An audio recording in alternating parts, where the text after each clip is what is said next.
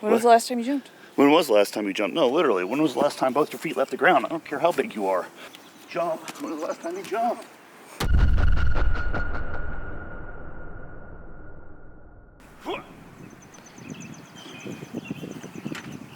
Guess what? This is the third time we filmed this video because every time I've taken it into the house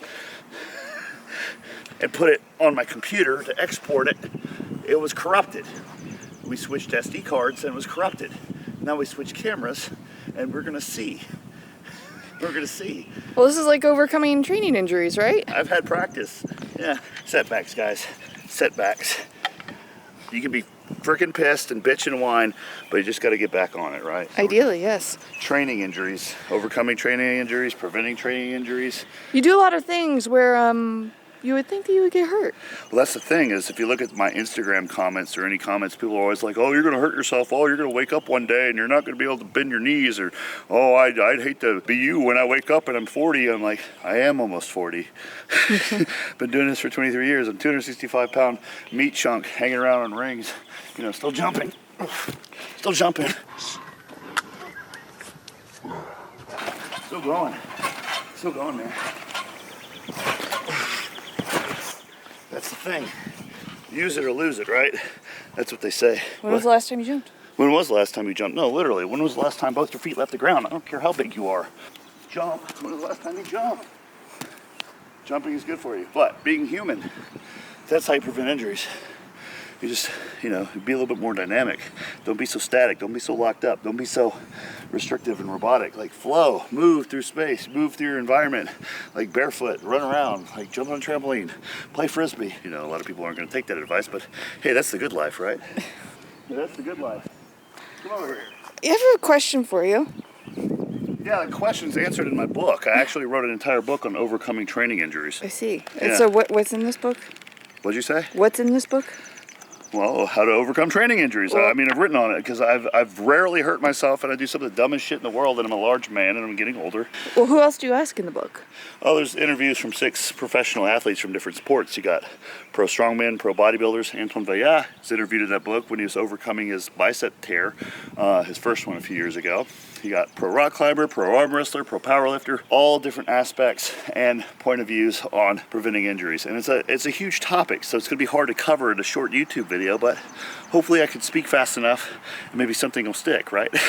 But all injuries of any kind happen because you are weak. You do not have the strength reserve in a weird place or a specific place, or you are just too weak at that moment. Do most people get injured while training or outside of training?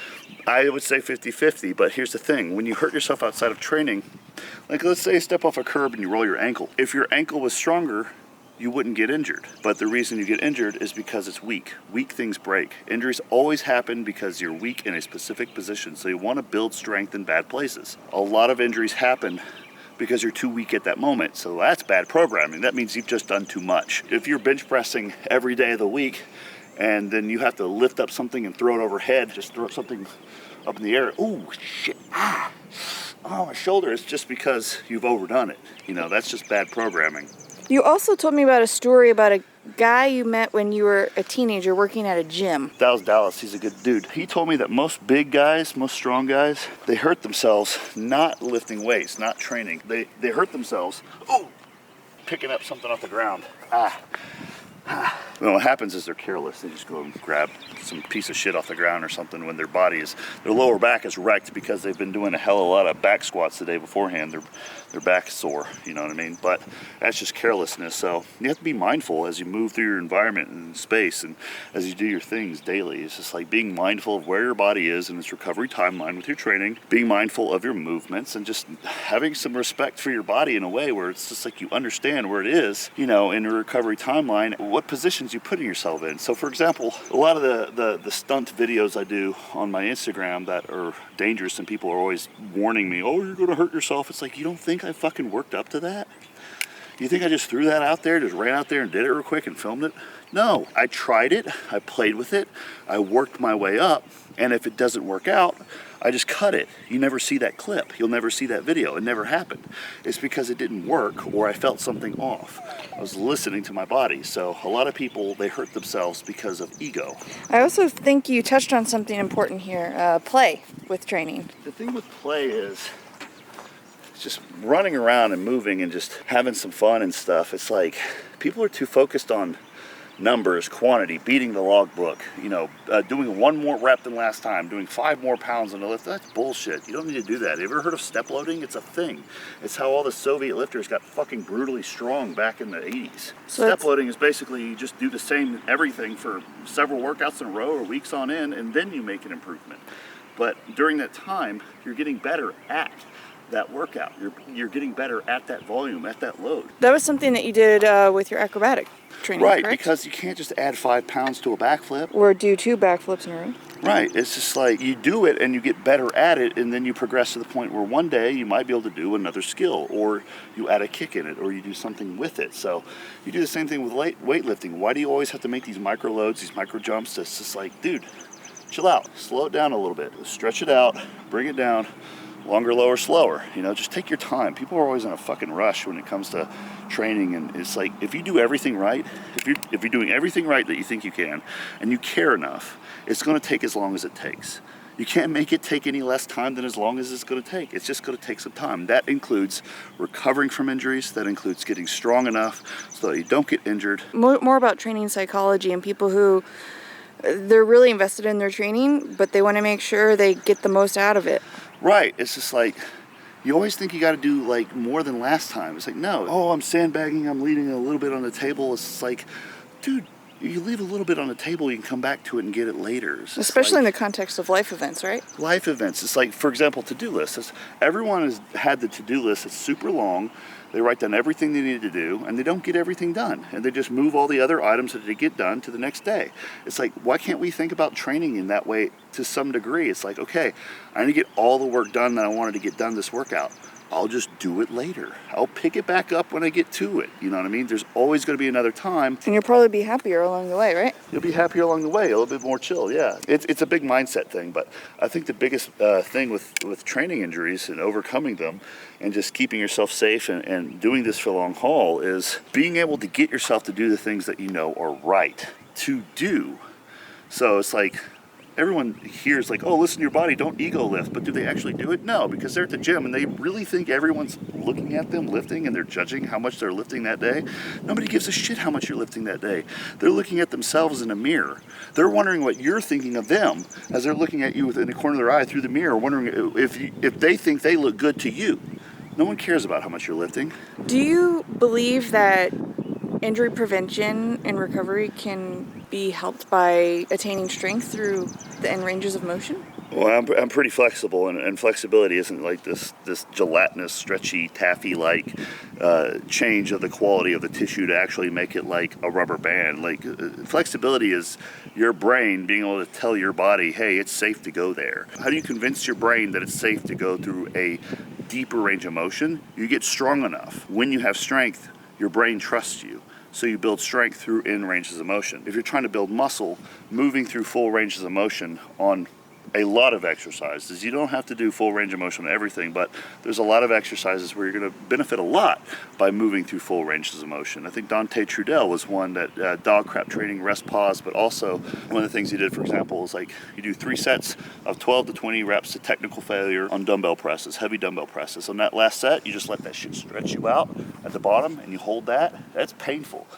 That's a deep stretch. It's building flexibility. It's going to build muscle. It's building strength. There's technical ways of building strength, flexibility, and that's going to prevent injuries because, like I said, weak things break. The stronger you are in ranges of motion and in weird places, the more resilient you're going to be to injury. So you don't just want to do a bunch of stupid prehab, rehab, flossing, band, ball, whatever the fuck stupid exercises. Yes, You have done that. I do some of it, but as needed and as little as required because it's boring as hell. No one wants to do that stuff. I do just enough to warm up or to just kind of give my body a stimulus to kind of send a signal to like, okay, we're on the path to keeping this on track, to prevent something catastrophic from happening. Do the minimum. But if that's all you're doing to prevent injuries, you're just going to hurt yourself because you're not getting stronger. You need to have a little bit of strength reserve, a little bit of flexibility reserve. You need to be just a little stronger than you need to be for your sport. Not a hell of a lot. You don't need to be deadlifting 800 or 900 pounds as a bodybuilder,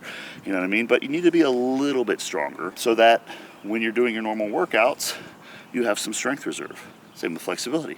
Same with technical, just being mindful of your movement and your body through space. So, like jump. Every now and then, just jump.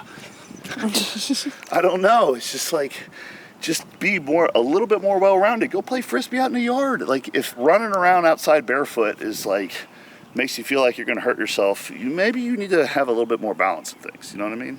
So, it's not going to take away from muscle recovery or building muscle or anything. It's just only going to enhance your experience of it and just help you out, honestly. It's fun. Like we talked about before, maybe in this video, maybe in the other videos. I'm not really sure anymore. I'm not sure which one it is. We've been out here for an hour filming this. Hopefully this one doesn't get corrupted on my computer. A lot of professional strength and conditioning coaches for professional football teams, they will implement play. Yeah, they'll often have a day for the athletes. It's like, just go outside and play. It's like, to some athletes, that's like, they don't get it. Like, what do you mean? Like, how many reps, how many sets, what exercises? Dude, just go outside your yard and play like a kid. Run after your dog. Chase your kid. Run from bees. You know what I mean? I don't care. Just go outside and play around. Go rollerblading. I don't know. Just James Hollinghead, he skateboards? No, he rollerblades. Who else skateboards? Skateboarding's dangerous. Okay, let's get back on topic. Yeah, let's get back on topic. Let's just close it here. Look, training is about just kind of being mindful. Like, mindfulness is good for your training, but it's also like, you're not going to hurt yourself and you're going to be able to overcome injuries and work around them better when you're mindful of where your body is on its recovery timeline with your training. So not shitty programming. Throw all the stuff at it, just jump on a trampoline, run around, walk around barefoot, and just don't ask me questions about, your L3 is ruptured and your doctor put you on this prescription painkiller and you're wondering if it's going to interfere with these other drugs that you're on. It's like, I'm not the guy. I'm not a doctor. But I can tell you, you probably won't have those problems to begin with if you just have a little bit more of a holistic approach to your body's relationship with your training in your life. So where can we ask these questions? Down in the comments below. Make sure you subscribe to this channel, the IFBB AMA, where a lot of us are contributing content now for fun, and I'll answer your comments below. So if you got any training questions that aren't related to something extremely specific with a surgery you've had, maybe I can give you some insight. But maybe some bro science. Maybe some bro science. Give you some bro science. But thank you guys. Make sure you hit the subscribe button, hit the like button, hit the little thumbs up button. You give me a thumbs up. I appreciate it. All right. Okay. Let's do it.